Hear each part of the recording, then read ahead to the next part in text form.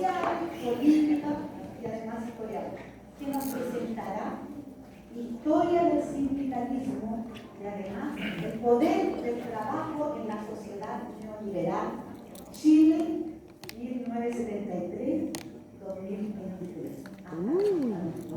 Hasta el día de hoy. Así es que, compañero Juan Carlos, nuevamente agradecer y le damos el micrófono todo suyo. No sé si va a usar ese micrófono. ¿Aló? Le solicito apagar el micrófono o ponerlo en silencio, compañero, para escucharle con mucha atención. ¿Ya? Eso.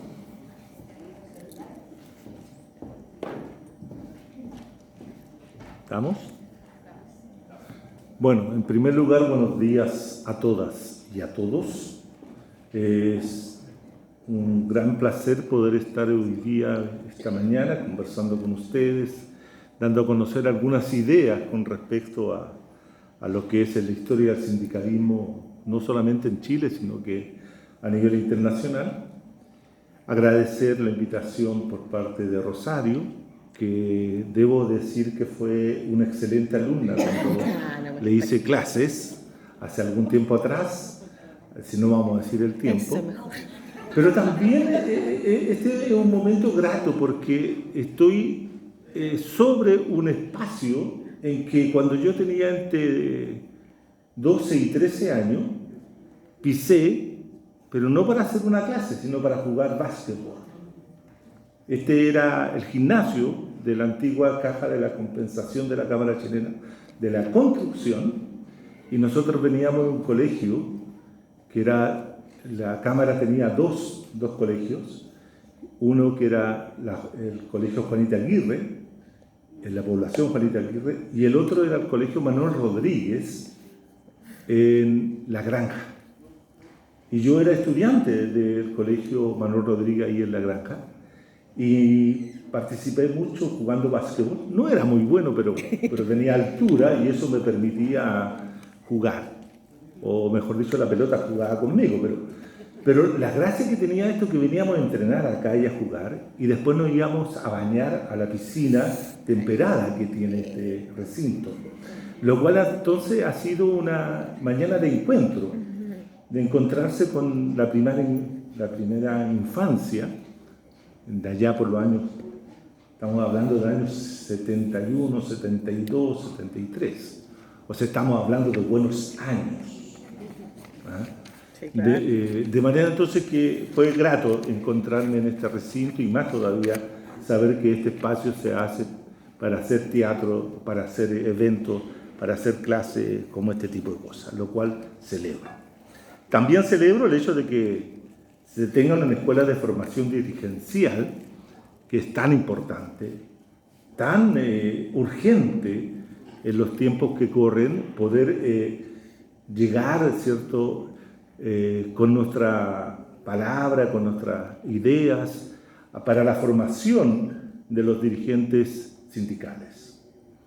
Es fundamental que los dirigentes sindicales logren conformarse como no solo como dirigentes en el sentido de defender los derechos laborales, sino que también transformarse en intelectuales de sus propios espacios, transmitir lo que uno aprende en este tipo de cosas, llevarla, como se dice, a las bases. Y las bases también debieran tener esta oportunidad de concurrir a este tipo de formación. Dicho todo esto, yo no sé cuánto tiempo tengo para exponer, porque yo hablo mucho. Una hora. Entonces voy a tratar de ceñirme. Tengo aquí un documento de como de 100 páginas para exponérselo hoy día, así que ustedes tendrán la paciencia de escucharte, no tanto, no es tanto eso para asustarlos yo. La exposición que yo quiero hacer tiene 3 partes. Una primera parte que es pequeñita, que es una parte fundamentalmente teórica, que busca posicionar el lugar del trabajo en general. Ustedes podrán, ¿cierto?, después hacerle la bajada a esa idea del trabajo, que es el trabajo que ustedes realizan, que es un trabajo relativamente distinto del trabajo común dentro de las sociedades capitalistas. De manera entonces que también ahí hay que poner atención a la especificidad, a la particularidad del trabajo que hacen los funcionarios de la salud primaria, que es distinta a otras funciones y a otras tareas que hacen otros trabajadores dentro de la sociedad. Entonces, una parte teórica, que es en el fondo lo que anuncia lo que yo quiero expresar en relación a los últimos 50 años de la historia, no solo del sindicalismo, sino la historia del trabajo en las sociedades neoliberales. ¿Por qué? Porque lo que ocurre al interior de la formación social capitalista influye directamente sobre la forma como se van a establecer las relaciones laborales al interior de esa formación. Y es muy distinto tener una formación social neoliberal como la chilena, que actualmente tiene ya 48 años de existencia. Somos una sociedad neoliberal, una sociedad capitalista neoliberal, que es muy distinta a la sociedad capitalista industrial que se desarrolló en Chile durante el periodo anterior a 1973, es decir, fundamentalmente desde los años 20-30 del siglo pasado hasta esa fecha. Son dos sociedades distintas, radicalmente distintas. Y por lo tanto, dentro de esa radicalidad de la diferencia, se establece ahí la posibilidad de pensar la organización de los trabajadores. Porque la organización de los trabajadores en una forma societal es de una manera y en la otra de otra. No hay continuidad, hay ruptura. Y aquí voy a especificar que lo que ocurre hace 50 años en la sociedad chilena es una ruptura total. Es un quiebre. No es una simple inflexión, no es una simple ruptura del sistema político, no, es una grieta, si ustedes quieren, que ha separado el Chile del siglo XX del Chile del siglo XXI. Porque habría que señalar también que los siglos no inician cronológicamente. El siglo XX se terminó en Chile en el año 1973. Y ahí se inició el siglo XXI. Por lo tanto, no es que haya comenzado el año 2000 el siglo XXI, sino que las tendencias, las formas, las estructuras, los sujetos y sujetas que surgieron a partir de 1973 en adelante, inaugura otra sociedad y otro siglo, el siglo XXI. Esto para decir que voy a ponerle atención a lo que fue el golpe de Estado de hace 50 años atrás. ¿Por qué? Porque es fundamental entender el golpe de Estado para entender la sociedad chilena actual. Es imposible tratar de entender a esta sociedad, entendernos a nosotros y a nosotras, ¿cierto?, sin entender qué pasó realmente entre 1970 y 1973. El golpe de Estado inaugura, da forma, establece un nuevo tipo de sociedad, la sociedad neoliberal. Y la sociedad neoliberal está constituida por un conjunto de estructuras de poder, estructuras económicas, estructuras sociales, estructuras culturales, de pensamiento, etc. Pero también, y lo fundamental, es que surge un nuevo sujeto social, un nuevo ciudadano y ciudadana. Surgen lo que yo denomino los ciudadanos neoliberales. Y los ciudadanos neoliberales están en todo lugar. No es que algunos sean más neoliberales o menos neoliberales. Somos sujetos neoliberales. Y yo lo voy a explicar eso. Por eso quiero terminar esta exposición con esa caracterización de nuestra sociedad. Porque es fundamental que el dirigente social, el dirigente político y los ciudadanos en general comprendan a cuáles son los sujetos con cuáles se rodean, con cuáles conversan, con los sujetos que conviven permanentemente. Porque ahí van a entender un montón de situaciones que hoy día nos ocurren y que muchas veces no tenemos explicaciones a esa situación. Dicho esto como forma de introducción, yo quisiera partir con una afirmación bastante categórica, si ustedes quieren. Y decir que hace 50 años en Chile y Uruguay, 1973, hace 47 años en Argentina, hace 42 años en Inglaterra y Estados Unidos, y hace 32 años en el resto del planeta, el mundo capitalista entró en un proceso de transformaciones radicales. Uno podría decir que a partir de ese momento se generó en el mundo capitalista central como en el mundo capitalista periférico una verdadera revolución. Pero más que revolución era una contrarrevolución. Y esa contrarrevolución es la que ha estado en desarrollo desde esas fechas que he señalado hasta el día de hoy. Y esa revolución tiene un elemento que la define. Esa revolución tiene un elemento que la caracteriza. Esa revolución tiene un elemento que reordena y reorganiza territorialmente al capital a lo largo y ancho del planeta. De esa naturaleza es la revolución que se produce, o esta contrarrevolución que se produce a partir de esta fecha. ¿Y en qué consiste esta contrarrevolución? Esta contrarrevolución es la fuga del capital del trabajo.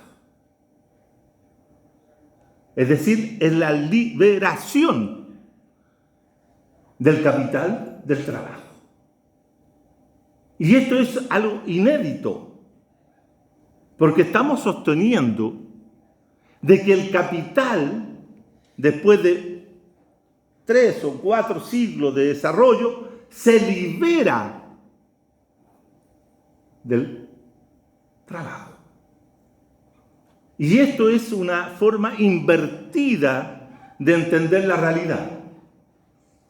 Por lo general, tendemos a interpretar la realidad como que la relación capital-trabajo es una relación, como efectivamente lo es, una relación asimétrica, y donde el poder lo tiene el capital. Y quien busca liberarse de esa relación es el trabajo. ¿Captan?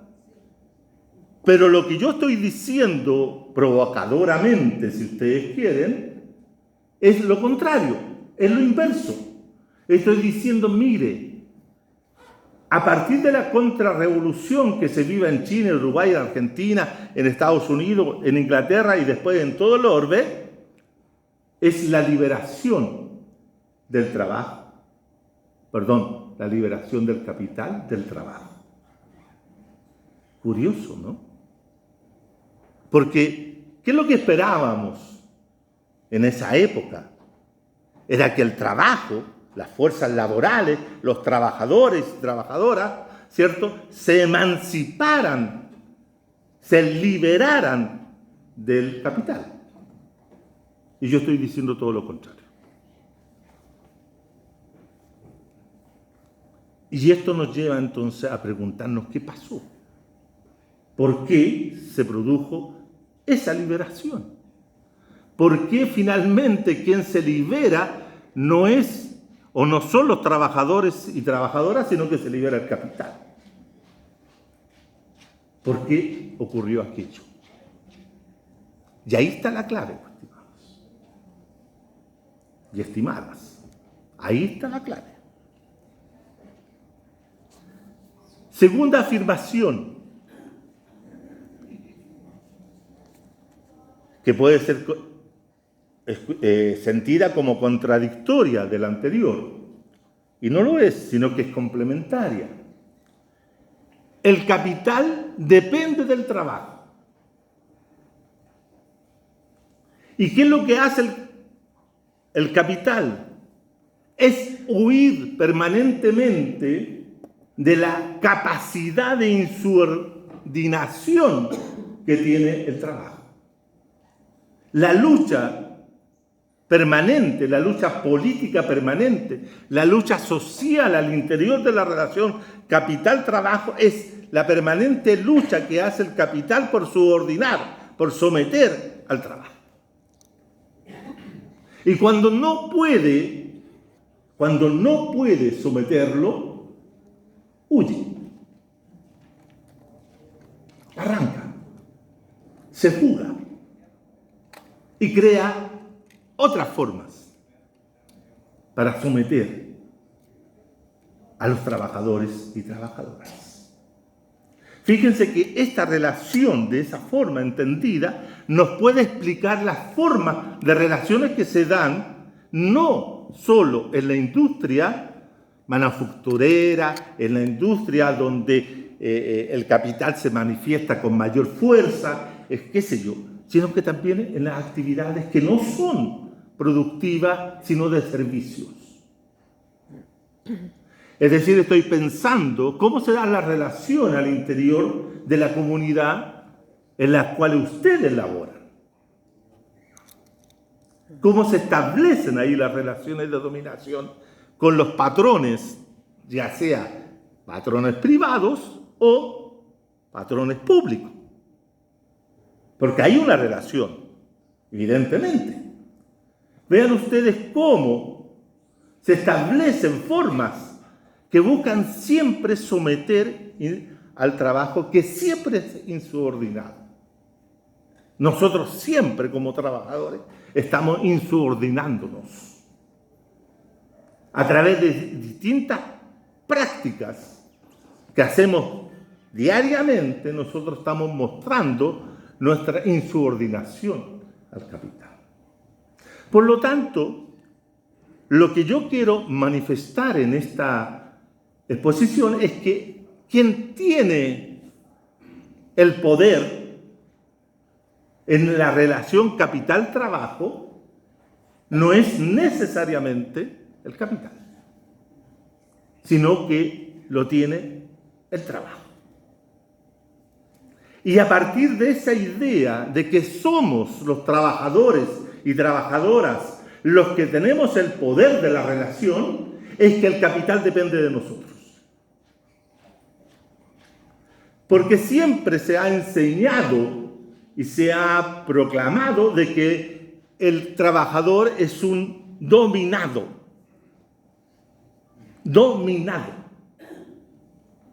Cambiemos la relación, hagamos la inversión, pensémosla desde esa figura, de la figura que nosotros, los trabajadores, somos los que tenemos el poder. Y les aseguro que en esa medida las relaciones laborales van a cambiar. Fíjense ustedes un comentario con respecto a lo que significa las 40 horas. ¿Ustedes piensan que en esa relación ganaron los trabajadores? No. De ninguna manera. Porque a los trabajadores no se les dotó de una legalidad que les permita negociar sus propias condiciones de jornada con los patrones. ¿Y quienes van a imponer la jornada? Van a ser los patrones. ¿Captan? Entonces, cuando uno ve las cosas, no es porque no estemos en contra o estemos diciendo que es equívoco bajar la jornada de trabajo. No. Estamos diciendo que para eso hay que también dotar a los trabajadores de poder legal, de capacidad, de potencia para negociar condiciones laborales. Sino que va a ocurrir que los trabajadores se van a empezar a insubordinar de distintas maneras. Y el capital va a tener que ver cómo se las arregla en ese sentido. Entonces, la idea fundamental que hay que plantearse cómo el sindicalismo surge en el mundo, allá por el siglo XIX, tanto en Europa como en América Latina y en Chile, surge como un contrapoder. Un contrapoder que va a tener una relación de fuerza con el capital. Y cómo, en la medida de que el trabajo se fue haciendo, comillas, poderoso en esa relación, el capital tiene que fugarse. Pensemos lo siguiente. El gran acontecimiento del siglo XX, ¿cuál es? Del siglo XX internacional, universal, ¿cuál es? El gran acontecimiento que va a cambiarle la cara al capitalismo es la revolución bolchevique de octubre de 1917. ¿Por qué? Porque es la expresión del trabajo. Es el poder político de la clase trabajadora en Rusia, ¿cierto? Dirigida, comandada por un partido, el partido bolchevique, que hace una revolución a nombre de los trabajadores.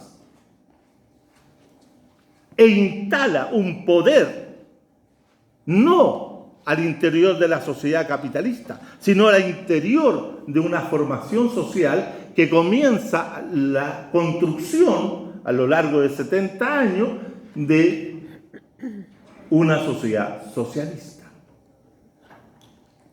Ese elemento central va a ordenar todo el resto de la historia del capital a lo largo del tiempo.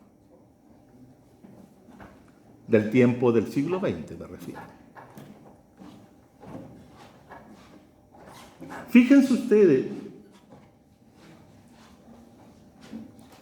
el impacto que tiene la revolución rusa, la revolución bolchevique, en el mundo. Piensen ustedes que en todas partes, en todos los rincones del orbe, se van a levantar los trabajadores en busca de conseguir y realizar la revolución social. Frente a eso, el capital reacciona.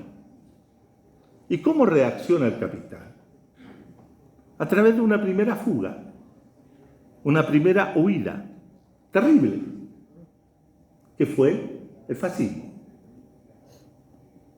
el nazifascismo,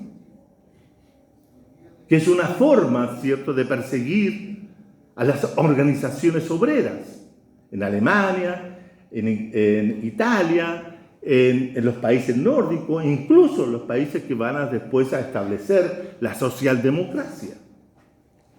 El impacto de la Revolución Rusa es una forma de expresión de poder político del trabajo que confronta al capital. En Chile, hasta hace muy poco, no se conocía ni se analizaba el impacto de la revolución bolchevique en la sociedad chilena. Actualmente contamos con algunas historias realizadas por algunos historiadores que muestran que la influencia de la revolución rusa fue gigantesco en el país. Gigantesco en dos sentidos. Una, de dotar de poder, de seducción, de interés a los trabajadores por la revolución. Y los otros, el capital, la oligarquía, las clases dominantes, de sentir que comenzaba una gran amenaza para sus intereses. El terror, el miedo de las clases dominantes a la revolución social. El terror, el miedo a las clases populares, al movimiento popular, lo que lleva entonces a Arturo Alexandre Palma, entre 1920 y 1924, a desarrollar una política social de contención de la marea revolucionaria de la época. Y hay ahí un cambio constitucional, la Constitución del 25.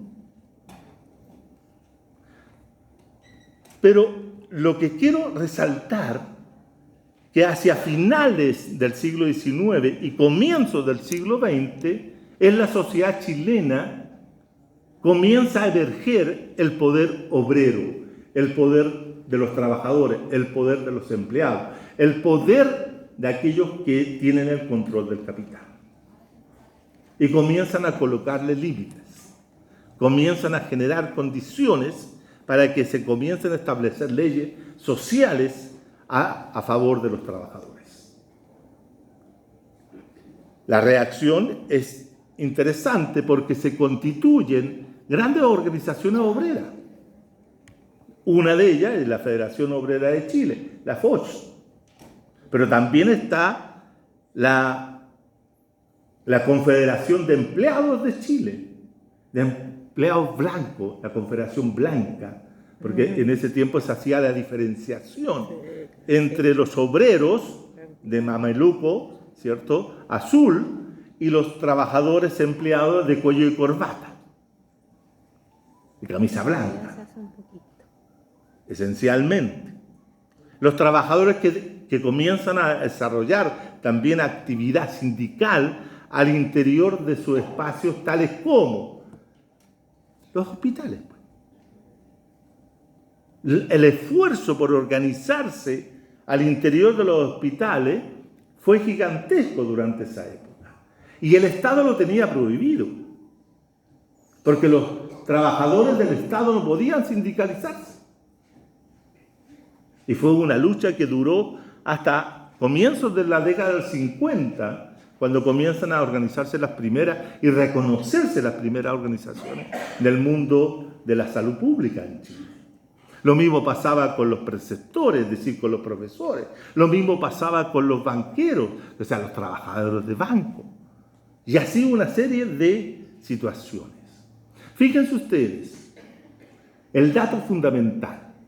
En el siglo XIX, durante la modernización oligárquica, las organizaciones obreras eran fundamentalmente de ayuda mutua. Eran las mancomunales, el socorro mutuo, la organización de resistencia, etc. Pero todas eran, en el fondo, financiadas, mantenidas por los trabajadores mismos. ¿Captan? Para poder cubrir determinadas situaciones como la muerte, la enfermedad, o X cosa.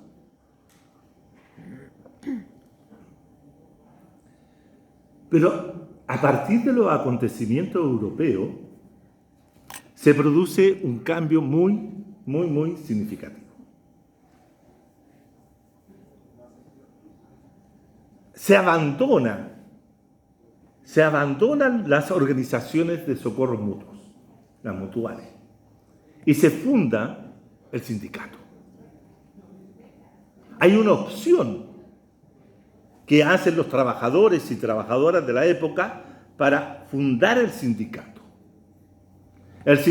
de base, el sindicato que se plantea una relación de confrontación directa con el poder del capital. Y no solamente los sindicatos enfrentados al capital, sino también enfrentados al Estado. Pero al mismo tiempo que fundan sindicatos, y van a ver ustedes que la estadística lo demuestra, que hay muchos sindicatos a partir de los años 15 en adelante, el partido político. Y quiero llamar la atención sobre este punto. El partido político es fundamental en la relación que se tiene con el sindicalismo. Se requieren ambos. El sindicato requiere del partido político porque esta es la expresión de intermediación entre los trabajadores y el Estado y el sistema político. Pero también el partido requiere de los sindicatos porque tiene base social.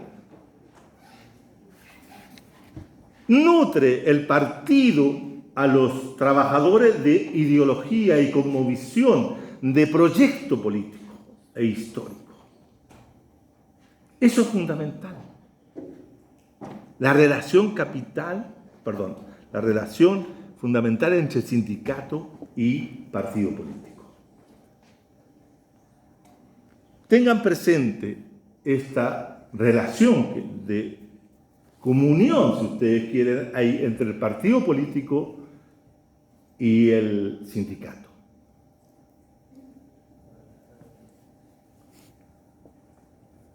Es tan importante que el sindicalismo genere alianzas políticas y sociales que en ese momento de los años 20-30, se establece una relación muy interesante entre los trabajadores, el movimiento sindical, el movimiento obrero y el movimiento estudiantil.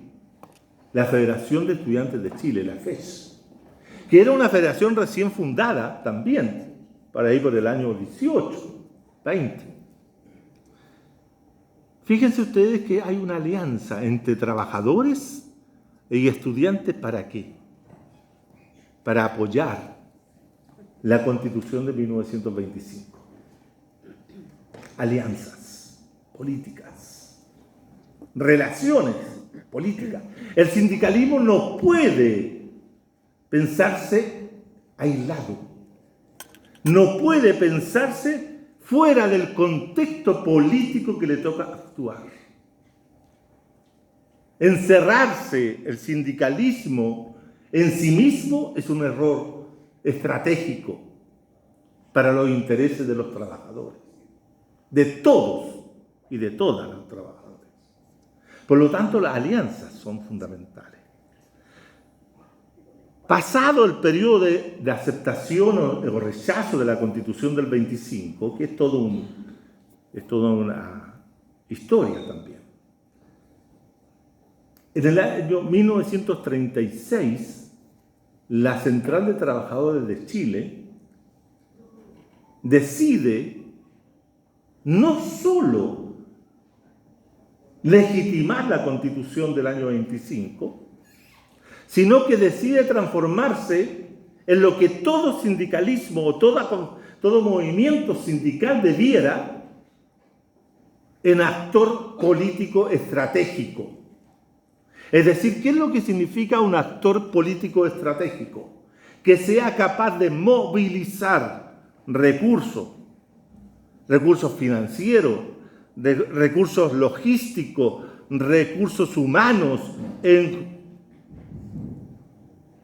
en dirección de los objetivos que se plantean. Que no son solo y no debieran ser solo las reivindicaciones económicas urgentes, necesarias, dentro de tal o cual rama sindical, sino pensar al sindicalismo como un actor relevante para conseguir propósitos mayores. Y la CTC de la época se plantea desde ya, y tempranamente otras organizaciones también, se plantean la idea de avanzar en la construcción de un régimen democrático ampliado. ¿Qué significa la construcción de un régimen democrático ampliado? Significa que la democracia no puede ser reducida solo y exclusivamente a una situación política o electoral, sino que la democracia tiene que ser pensada como un sistema social, como un sistema económico, como un sistema cultural, es decir, como una sociedad. Y esa sociedad, los trabajadores de Chile y de otros lugares del mundo la interpretaron como socialismo. La lucha por la democracia en Chile a lo largo del siglo XX fue una lucha también por el socialismo, que es justamente la liberación del capital. A partir del año 36, la CDC se integra ¿a qué? Al Frente Popular, conjuntamente con el Partido Radical, conjuntamente con el Partido Comunista de Chile y con el Partido Socialista de Chile.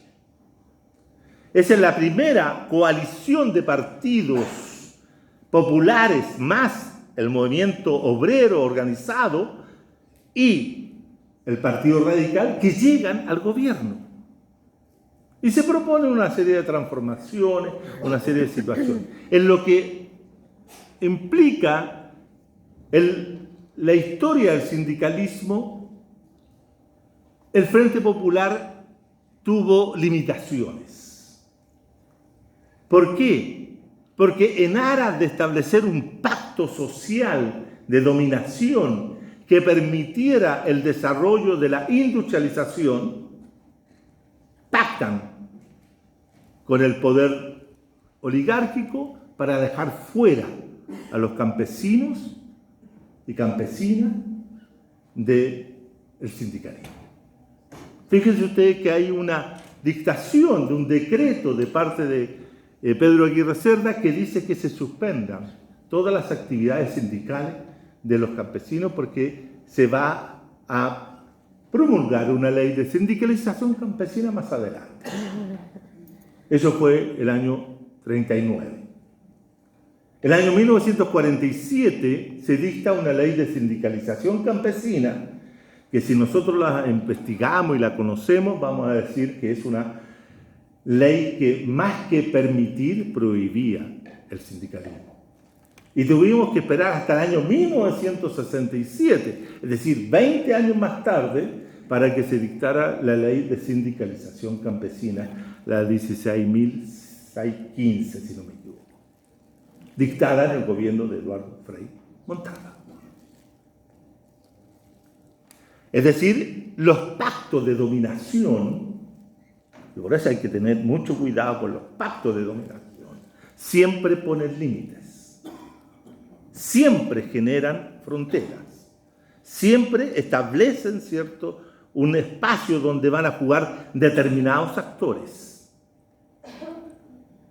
No todos los actores, pero fundamentalmente van a participar los actores que tienen poder. Y la clase trabajadora y empleados sí tenían poder. Y por eso participaron en el pacto de dominación y excluyeron a los campesinos. Hacia 1953, para ir avanzando en este tema, ¿qué sucede en 1953? ¿Qué me puede decir? ¿Qué es lo que pasa en 1953? A ver, dirigentes sociales, ¿cómo andamos con los conocimientos? Alguien dijo, no quiero que me pregunten. En 1953, el líder no obrero, sino empleado fiscal público, Clotario Bles Gana, funda la Central Única de Trabajadores. 1953. En pleno periodo de Guerra Fría, en pleno periodo de la ley maldita, la ley de defensa permanente de la democracia dictada por Gabriel González, que había puesto fuera de la ley al Partido Comunista, pero no solo al Partido Comunista, sino que permitió perseguir toda actividad que él consideraba atentatoria contra, comillas, la democracia.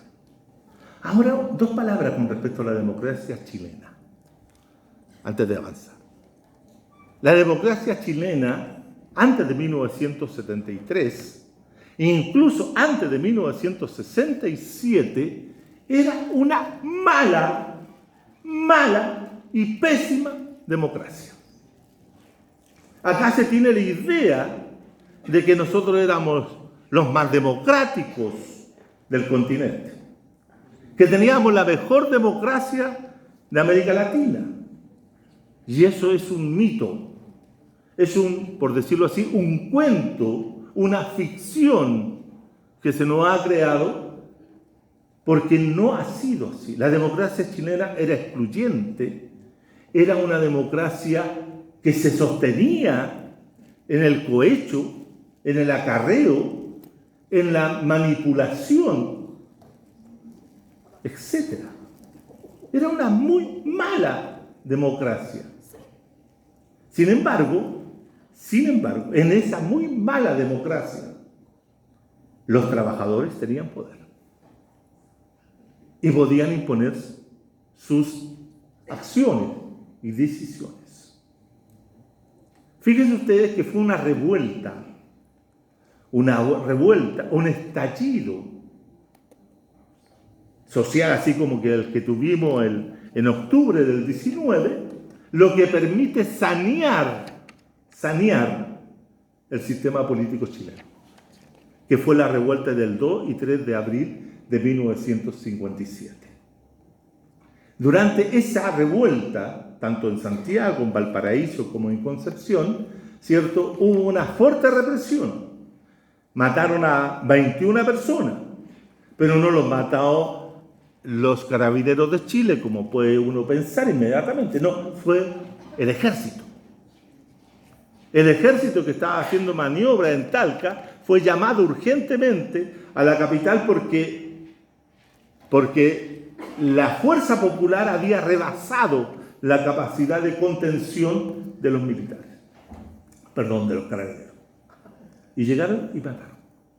Ese estallido permitió, y aquí nuevamente, que el movimiento popular, a través de la representación de sus partidos, y especialmente de la figura de Salvador Allende, modificar importantes elementos del régimen político que permitió modernizarlo y sanearlo de todos los vicios que podía haber tenido hasta ese momento, transformando relativamente la democracia entre 1957 y 1967.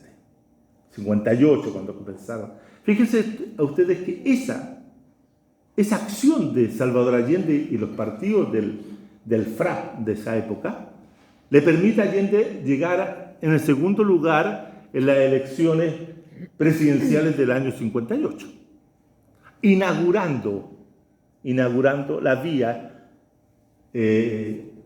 política institucional de Salvador Allende hacia el gobierno.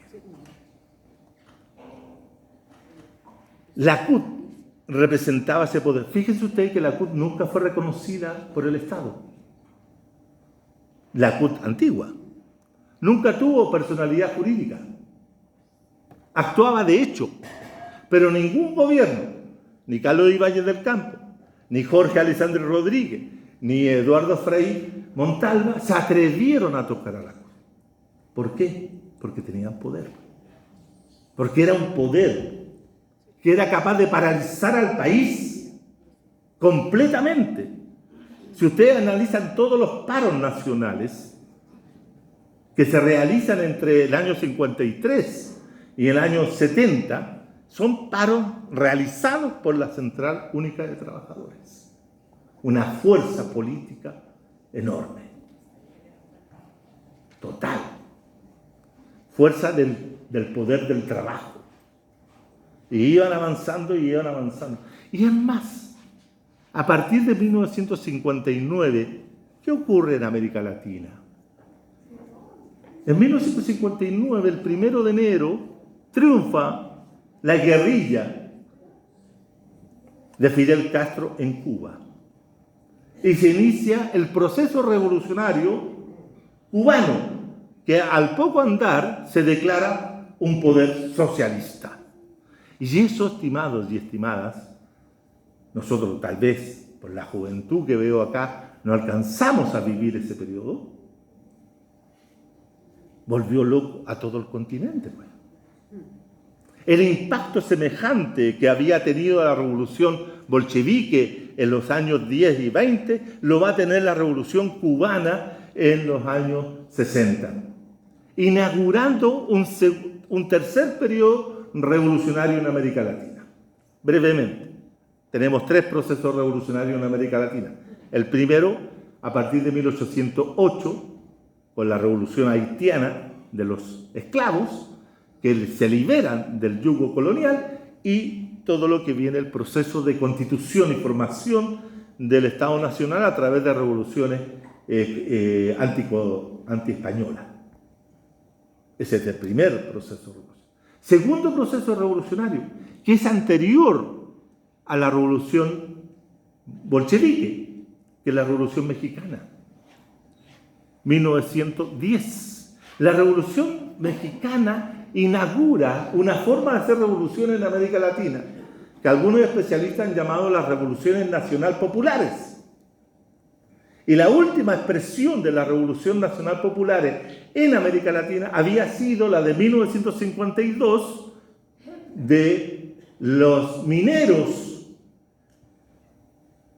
trabajadores en Bolivia, la revolución boliviana de 1952. Y la última fue una abortada en Guatemala de Jacobo Arens, que era la revolución, ¿cierto?, que buscaba también modernizar, instituir formas mucho más igualitarias, etcétera, en Guatemala. A partir de 1959 se cambia el horizonte de posibilidades para hacer la revolución en América Latina. Ya no se busca la revolución nacional popular, sino que se busca la revolución socialista. ¿Cuál es la última revolución socialista que se realiza en América Latina? La última es 1979, cuando triunfan en Nicaragua los sandinistas. Retengan este dato, desde 1979 hasta la fecha no se ha producido ninguna otra revolución social en América Latina. Ninguna otra. Esto es importante tenerlo presente, por lo que vamos a decir en un rato más.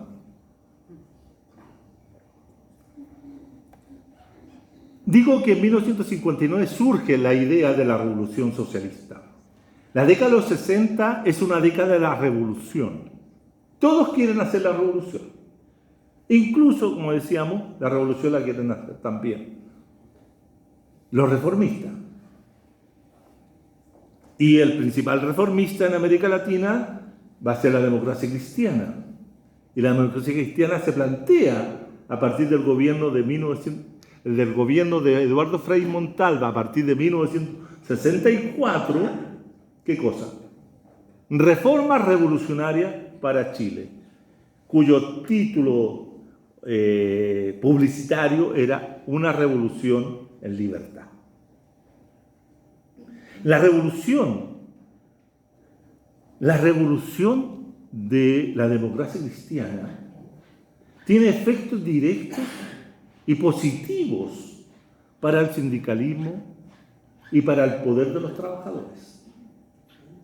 Bueno, en la época la discusión era que la democracia cristiana era la nueva cara del fascismo, que la democracia cristiana era la reacción misma, etcétera, etcétera, etcétera. Bueno, era al calor de la lucha ideológica del momento. Pero cuando uno mira el desarrollo de la democracia cristiana y su gobierno a lo largo del tiempo, de todos estos 50 y tantos años que han pasado, uno ve que tiene un papel tremendamente significativo en dos cosas. Una, que ya la nombré, que era la sindicalización de los campesinos. Piensen ustedes que al momento que se dicta la ley de sindicalización campesina, solamente habían en todo Chile 2.200 campesinos y campesinos fundamentalmente sindicalizados. 2.000.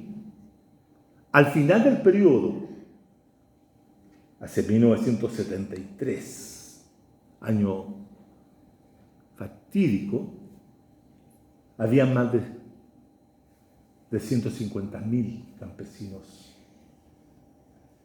y campesinas sindicalizados.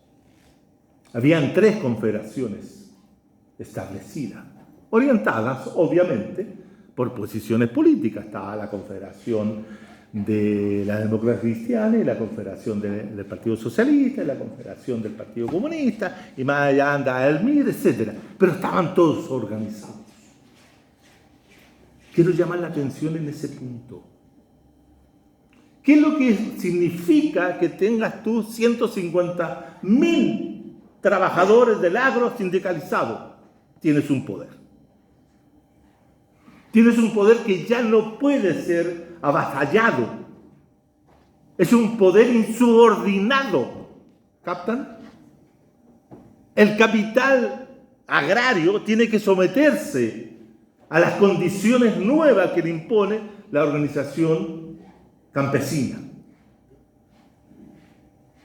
Ya no les pueden pagar con alimentos. Fíjense ustedes que los campesinos y campesinas recibían siempre sus pagos, su salario en galleta, harina u otra cosa. No era maquila, la maquila es otra cosa. Después les explico qué es lo que es la maquila. Los campesinos recibían eso, no recibían moneda. No había una relación monetaria como el resto de la sociedad. Por lo tanto, los campesinos no podían participar en el proceso de modernización y el proceso industrial. Cuando se moderniza el agro, ¿por qué? ¿Por qué es importante la modernización del agro? Porque se introduce algo que va a ser más significativo todavía. En 1967, Eduardo Frei Montalva dicta, o promulga, mejor dicho, una reforma constitucional. ¿Y cuál es la reforma constitucional que dicta Frei Montalva? La que modifica el derecho de propiedad en Chile. La modificación del derecho de propiedad en Chile es un hecho que yo lo califico como revolucionario, porque le quitó a la propiedad privada de los medios de producción todas las protecciones que la legislación desde el siglo XIX hasta 1967 estableció, que protegía la propiedad, que la propiedad era intocable, era inviolable. Y a partir de ese momento, de la dictación, de la modificación del artículo 10, inciso 10 de la Constitución de 1925, el Estado pudo expropiar las propiedades y entregarlas a aquellos que necesitaban propiedad. El cambio es muy significativo, estimados y estimadas. ¿Por qué? Porque se pasa del derecho de propiedad al derecho a la propiedad. A la propiedad. Fíjense ustedes que cuando Frei justifica, dice, vamos a hacer esta modificación porque esto nos va a permitir expropiar terrenos y otorgarles casas a los sin casa. Esto nos va a permitir entregar la tierra a los campesinos. Eso es un elemento central en la historia política, social y económica de este país.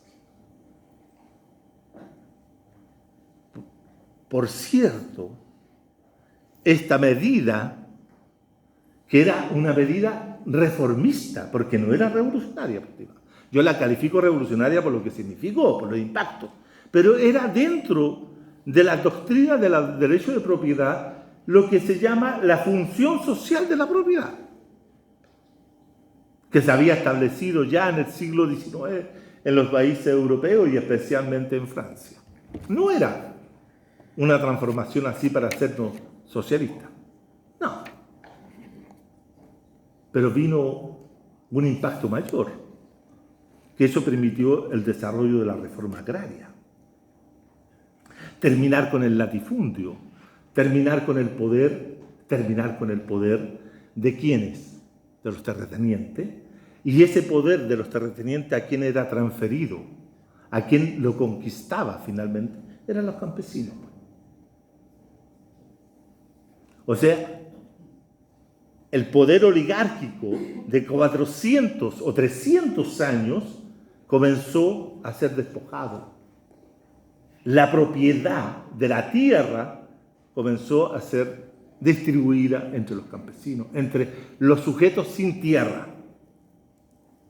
Eso también constituyó lo que los mismos campesinos dijeron, una recuperación de la dignidad humana. Esta palabra tan compleja, ¿qué es lo que es ser digno? Bueno, para los campesinos en ese momento, ser digno era tener derecho a la tierra y hacerse dueños de su tierra, cultivarla, producirla, sin que estuviera un látigo golpeando sus espaldas, como había sido toda la historia del campesino y especialmente de los inquilinos. Poder campesino. El trabajo subordinando, subvertiendo en los órdenes que se piensa que tienen que ser de una u otra forma. Pero viene el otro elemento central, y aquí entramos ya al tema de la democracia, de Allende. Allende triunfa en 1970, ustedes saben que no gana con una gran mayoría, saca el 36% de los votos, tiene un Congreso en contra. Eso es lo que los cientistas políticos llamamos un gobierno dividido, donde Allende representa una transformación o busca una transformación y el Parlamento es contrario a eso. ¿No les suena parecido? Parecido. Pero ¿cuál es la diferencia que tal vez podemos marcar con el periodo actual? Allende tenía una base de apoyo, de poder. ¿Y cuál era el poder que tenía Allende? Los trabajadores. Los trabajadores organizados y el pueblo allendista, como se conocía en esa época. El pueblo y los trabajadores, los sectores populares, era la fuerza con la cual Allende podía contar para realizar el cúmulo de transformaciones que buscaba. Y tenía poder el presidente. Y tenía iniciativa el presidente. Tenía voluntad de cambio el presidente. No se dejó manejar por la derecha ni por la democracia cristiana. No se dejó chantajear por esos poderes, todo lo contrario. ¿Qué es lo que hace la primera medida? Fíjense usted, ¿cuál es la primera medida del gobierno de Salvador Allende? Es estatizar la banca. Es decir, quitarle el poder financiero al capital. Y de ahí inicia un proceso que yo creo que es lo que hace revolucionario al gobierno de Salvador Allende. Y es por eso lo que hay que recalcar y relevar del gobierno de Allende es su carácter revolucionario. Su carácter revolucionario. No que el gobierno tenía alzas, que tenía colas, que tenía esto, que tenía aquello. No. el gobierno de Salvador Allende era un gobierno revolucionario. Y así lo explicó su ministro de Economía, Pedro Buscowitz, en una frase muy pequeña, estimados, ¿sí?, que hay que poner atención. Nosotros, dijo Buscowitz, vamos a cambiar, vamos a modificar la forma como se apropia la plusvalía. Y dijo Buscowitz, que era el ministro de Hacienda, de Hacienda, en la primera fase del gobierno de Allende. ¿Qué significa eso, estimado? ¿Qué significa modificar la extracción de plusvalía? La extracción de plusvalía, ustedes lo saben, ¿cierto?, es apropiada por el capitalista en forma privada, ¿cierto? ¿Sí o no? Sí. Todo lo que yo hago y trabajo de más o produzco de más es apropiado por el capitalista. Cuando hablan los capitalistas que tenemos que elevar la productividad del trabajador, están diciendo, trabaje más para que me produzca más mercancía para que yo pueda ganar más. Eso es lo que están diciendo. Y usted va a ganar lo mismo. Eso es. Hagan más turno, porque así vamos a atender mejor. La salud hoy día es pagada, entonces, si yo trabajo más, tengo más turnos, tengo más personas, ¿quién gana? ¿Usted? No, gana el capitalista. Entonces, ¿qué es lo que dijo Buscowitz? Nosotros vamos a hacer un cambio, y lo hicieron durante los 3 años. Vamos a cambiar quién se apropia de la plusvalía. Vamos a hacer una apropiación social de la plusvalía. ¿Capta? La apropiación social. Y con esa apropiación social vamos a hacer mejor de redistribución del ingreso. Vamos a dotar a las clases trabajadoras de mejores condiciones materiales de existencia. Van a poder comer mejor, van a poder divertirse, van a poder disfrutar la vida de mejor forma. Y la mayoría de los chilenos que vivieron esa época pueden decir que vivieron mejor, que estuvieron felices, que disfrutaron la vida, que los niños y niñas conocieron la nieve. Muchos conocieron por primera vez el mar, porque era un gobierno que buscaba apropiarse de manera distinta de la plusvalía que se producía. Y los trabajadores, como dijo Allende, ¿cierto?, en su último discurso, el día 11, trabajaron más y más contentos. De manera entonces que lo primero que hizo el gobierno de Allende fue quitarle la plusvalía, expropiarle la plusvalía al capital. Pero luego comenzó a quitarle, ¿qué cosa, estimado? La propiedad de los medios de producción. La banca, las empresas de telecomunicaciones, las industrias, las 91 industrias, y que posteriormente los trabajadores con su poder popular incrementaron más allá. 450 industrias había expropiado el gobierno popular al final del periodo. La amplitud de la reforma agraria se terminó el latifundio durante la época de Allende. Y lo más importante, la expropiación de la riqueza básica del país a las compañías transnacionales, especialmente norteamericanas. Esa es una revolución. Esa es la revolución de Allende. ¿Qué significó aquello, estimado? Que esa era la expresión del poder. ¿De quiénes? De los trabajadores. ¿Cuál fue la reacción del capital internacional y el capital nacional? Destruirlo. Destruir ese poder. Destruirlo. El genocidio que se inicia el 11 de septiembre de 1973 tiene ese objetivo, para que nunca más los trabajadores tengan poder en el país. Y para que nunca más los trabajadores tengan poder en este país, tuvieron que terminar ¿con qué? Con las industrias. Tuvieron que desindustrializar el país. Tuvieron que crear unas nuevas formas de relaciones de producción. Tuvieron que instalar otras maneras de comercializar. Cambiaron todo. A partir de 1975 cambia todo, que se incrementa posteriormente en el año 1982 con la reforma y modernización del señor José Piñera, donde está la ley laboral 2200 y todo lo demás. Todo eso ¿contra quién? Contra el poder de los trabajadores. ¿Por qué? Porque los trabajadores se habían insubordinado. Porque los trabajadores habían equilibrado de alguna u otra manera la relación asimétrica.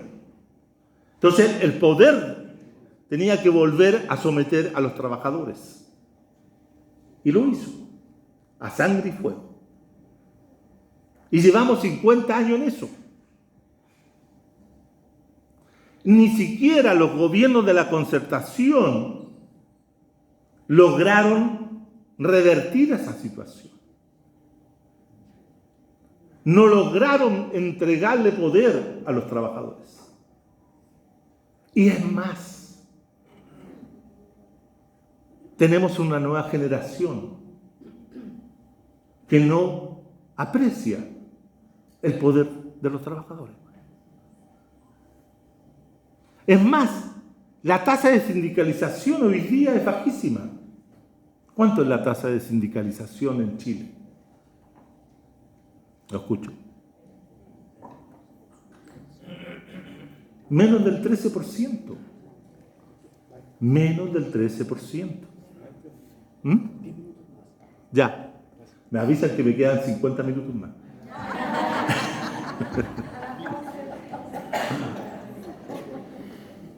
¿Va a llegar hasta el minuto de hora? ¿Ah? Sí. Entonces, ¿qué es lo que significa cuando yo decía que se establece una revolución, una contrarrevolución? La contrarrevolución neoliberal es una que busca terminar con los trabajadores. Hacer que los trabajadores terminen, claro, se identificó a los trabajadores como el poder obrero, el poder de la industrialización, pero todo eso, pero también los trabajadores públicos. Piensen ustedes la reducción de los trabajadores en el espacio estatal, etcétera. Todo es contra los trabajadores. Había un dirigente del gobierno o de la dictadura que decía: yo no quiero volver a ver en las calles de Santiago desfilando gente con cascos amarillos.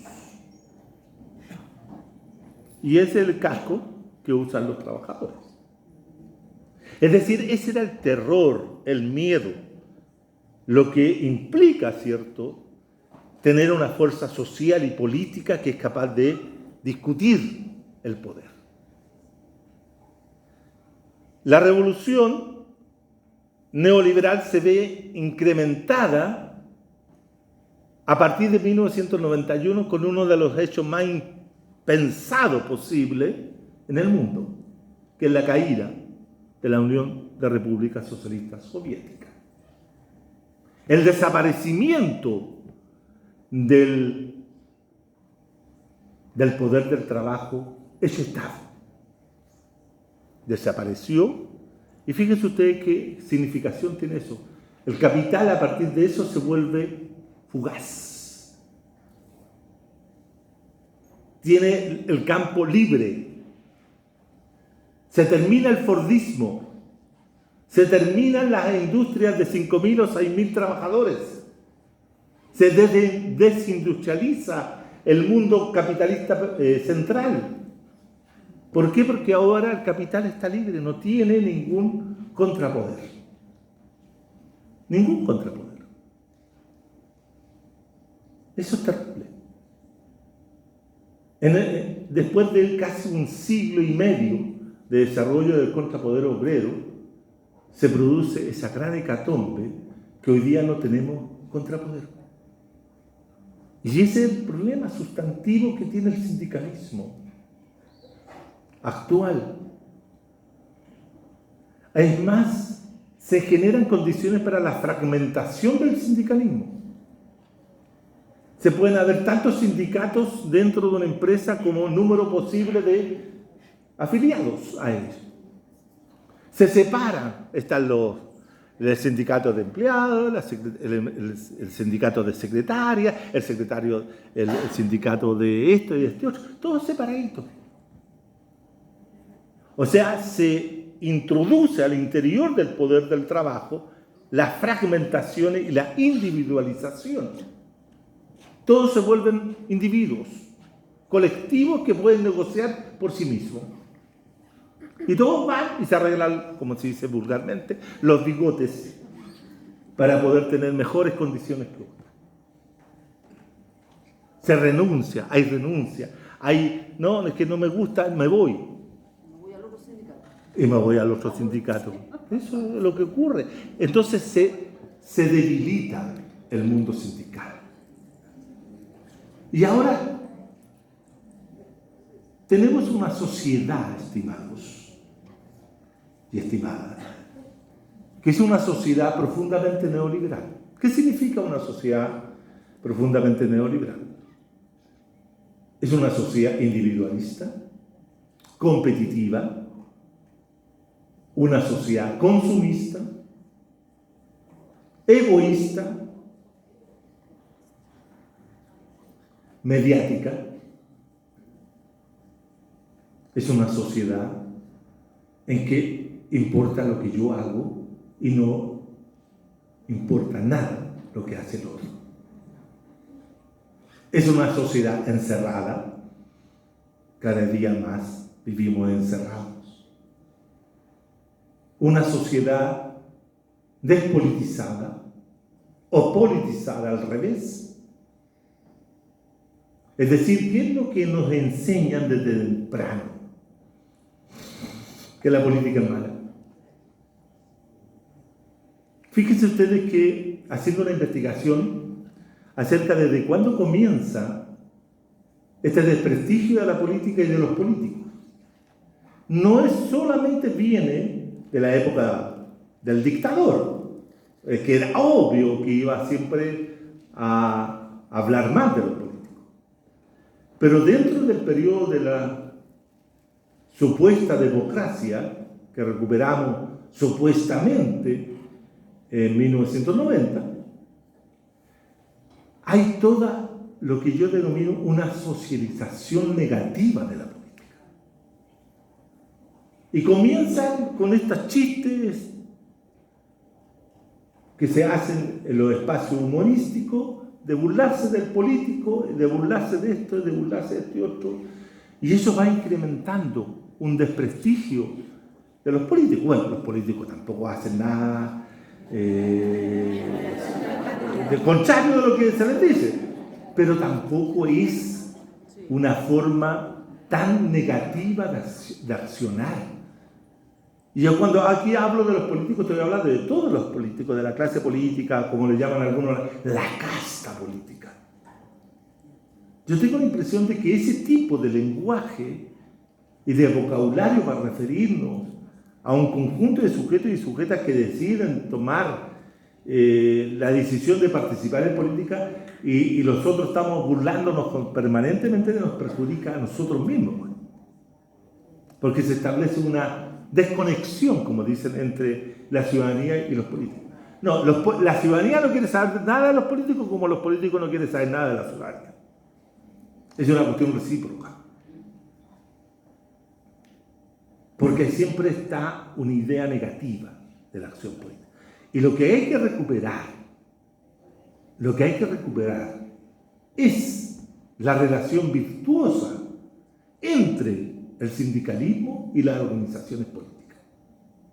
Hay que recuperar la confianza entre el sindicalismo y los partidos. Hay que abandonar aquella peregrina idea que surgió en los años 80, cuando algunos plantearon de que lo que era válido era la separación de lo social y lo político. Que lo que era válido que era el dirigente social frente al dirigente político. Y que los partidos tenían su propia lógica y los dirigentes sociales tenían. Por favor, eso perjudicó todo. Quebró todas las relaciones posibles de potencia entre partidos y organizaciones sindicales, incluso organizaciones sociales como juntas de vecinos, etcétera, etcétera.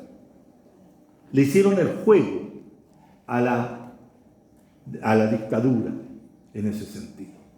De manera entonces que hoy día, en nuestra condición neoliberal, ustedes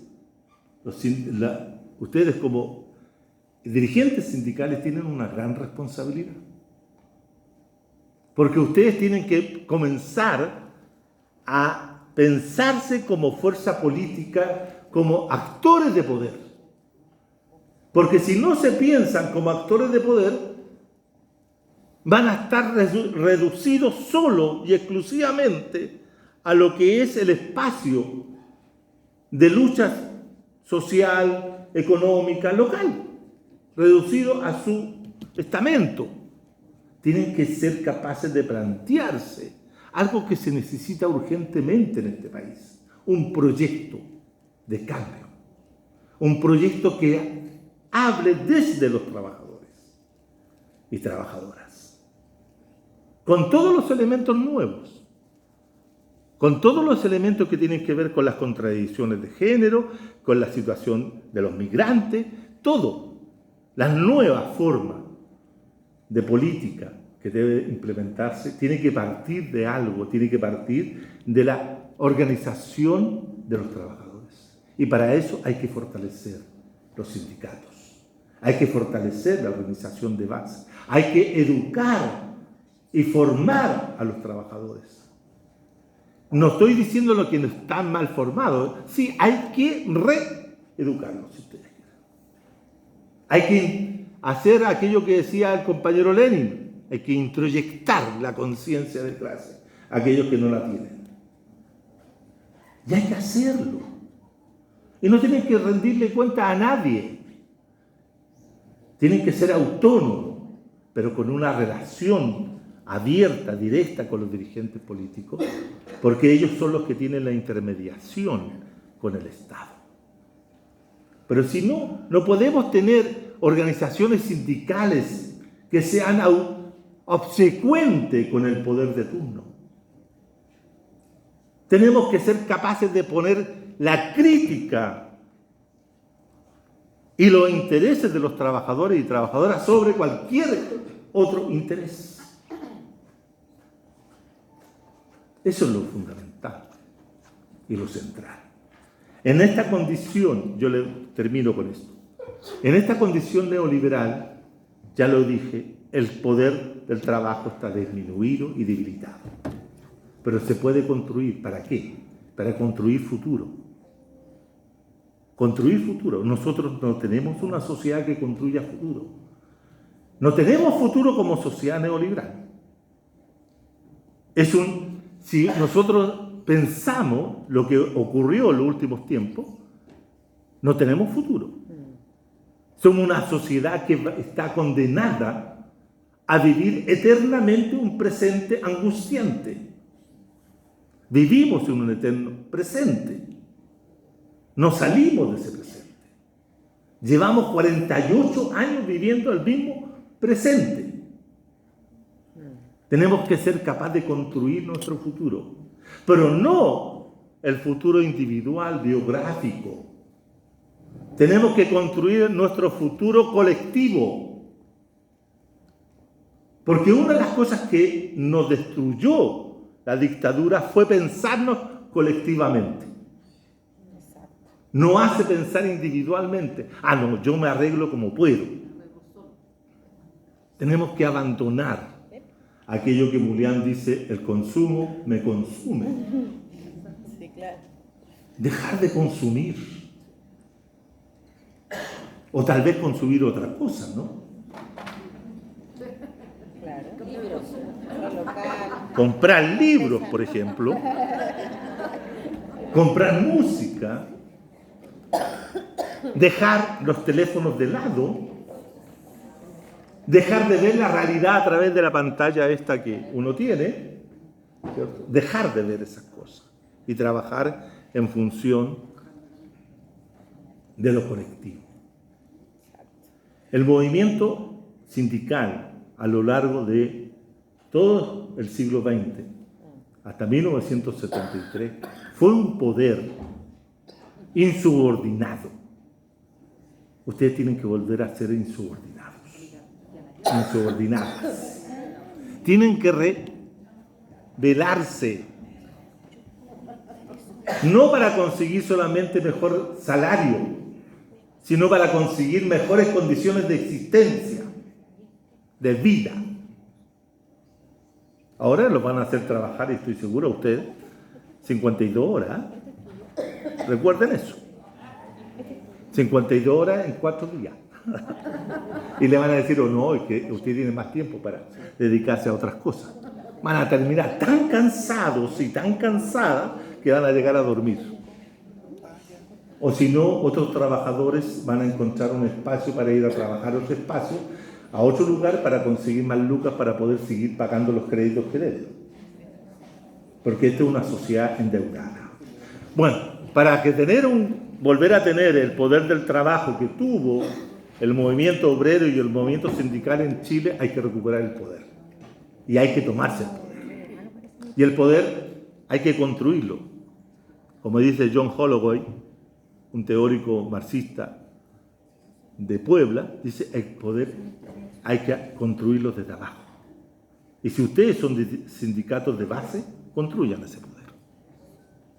De lo contrario, vamos a seguir teniendo ningún futuro posible.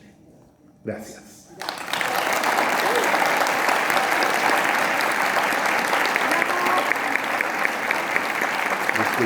¿Cuánto fue? ¿Una hora? Muy necesario mandarse al compañero González Gómez, de verdad. Y ahora 1 hora que 22. queremos invitar a un break, ya hay algo caliente, pero también una bolsita Eso. para cada uno. Al cafecito, cafecito.